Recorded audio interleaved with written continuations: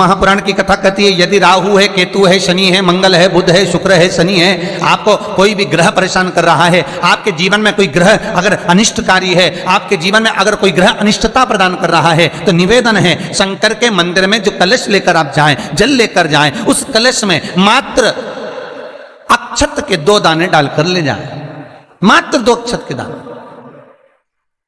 जैसे सूर्य नारायण को प्रसन्न करने के लिए अपन कुंकू डाल लेते हैं, हल्दी डाल लेते हैं जल में, या चने की दाल डाल लेते हैं जल के अंदर।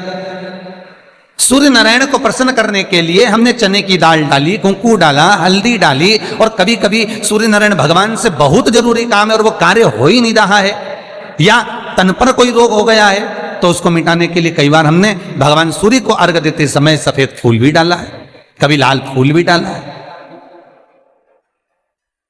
उसी तरह भगवान शंकर से निवेदन करने के लिए, हमारी ग्रह दशा सुधारने के लिए जल के पात्र में 2 अक्षत के दाने, अक्षत भी पूर्ण अक्षत, पूर्ण अक्षत, खंडित नहीं, पूर्ण अक्षत भगवान शंकर को समर्पित कर देना। और बाबा भोलेनाथ को जब हम जल समर्पित करें तो राहु, केतु, मंगल, शनि, शुक्र, बृहस्पति जितने ग्रह हैं सब अनुकूल हो जाते हैं महाराज, सब अनुकूल।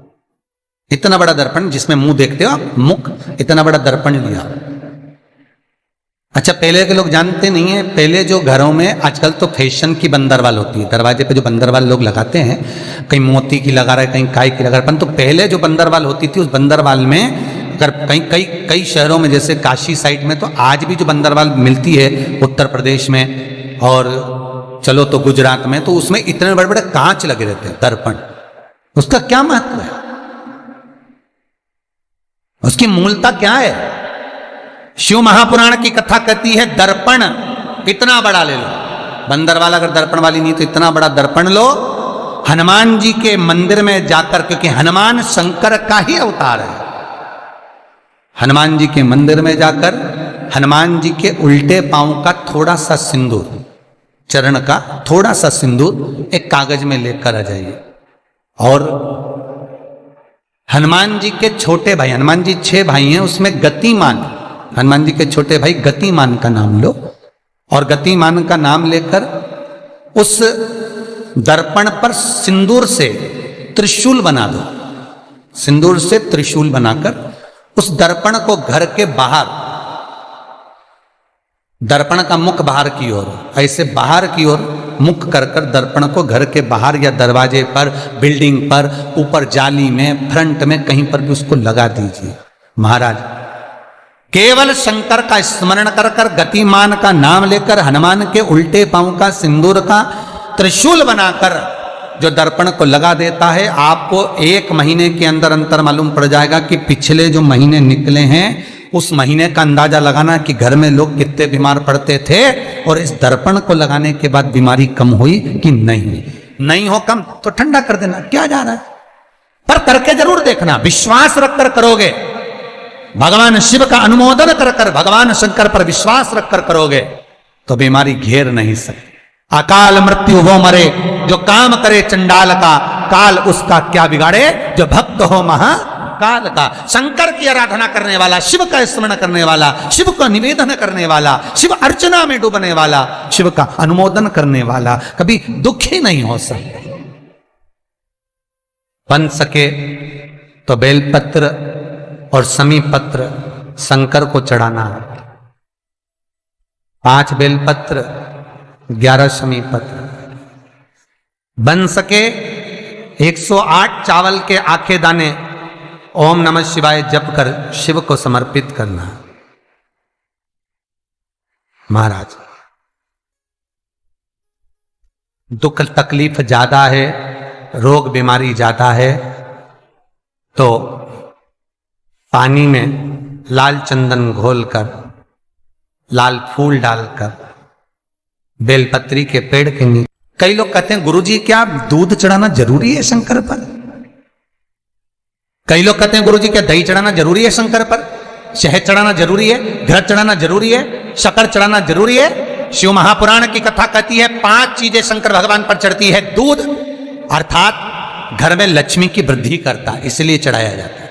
दही शंकर भगवान पर इसलिए चढ़ाते हैं क्योंकि यह परिवार को जोड़ता है। जिसके परिवार में क्लेश ज्यादा होता है, जिसके परिवार में आपस में तकरार ज्यादा होता है, उसको दही जोड़ता है। शहद घर में चिड़चिड़ प्रवृत्ति को समाप्त करता है। घी रोग को समाप्त करता है। शक्कर मिष्ठान घर में यदि लक्ष्मी आकर जा रही हो तो मिष्ठान समर्पित किया जाता है। इसलिए पंचामृत स्नान का भाव शिव महापुराण कहती है। पंचामृत स्नान का भगवान, इसलिए 5 चीजें शंकर को समर्पित हैं। दूध, दही, घृत, शहद, शक्कर अर्थात मिष्ठान। शक्कर से मूलतः यहां शिव महापुराण में शक्कर नहीं लिखी है, मिष्ठान।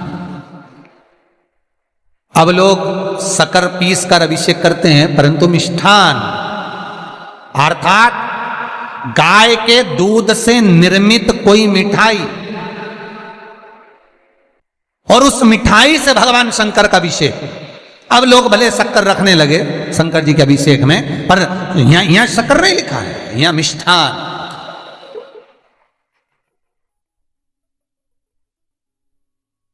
हमारे यहां सहज भाषा में कहते थे उसको खांड, अर्थात मीठा।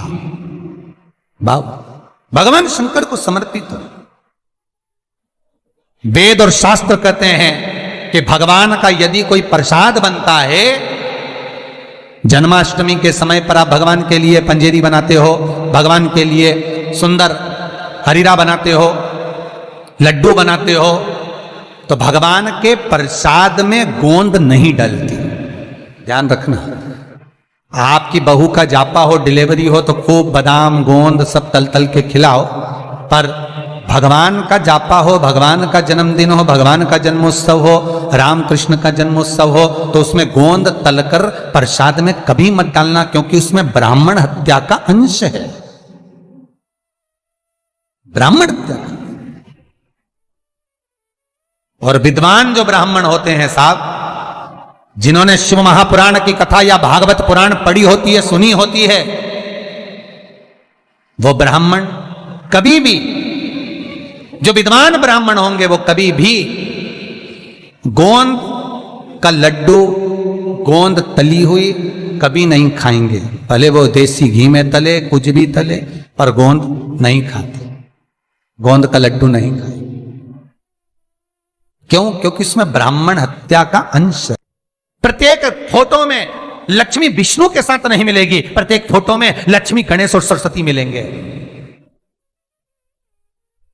दीपावली पर पाना खरीद कर लाओ, दिवाली पर कागज खरीद कर लाओ, दिवाली पर फोटो खरीद कर लाइए, लक्ष्मी गणेश के साथ मिलेगी, लक्ष्मी सरस्वती के साथ मिलेगी, पर लक्ष्मी विष्णु के साथ नहीं। क्यों? किस लिए? भगवान विष्णु और लक्ष्मी का फोटो नहीं, गणेश सरस्वती और लक्ष्मी का फोटो। क्यों? उसका कारण यहां है, पार्वती जी ने गणेश जी को लक्ष्मी की गोद में दे दिया, ले आज से तू पूर्ण लक्ष्मी हो गई।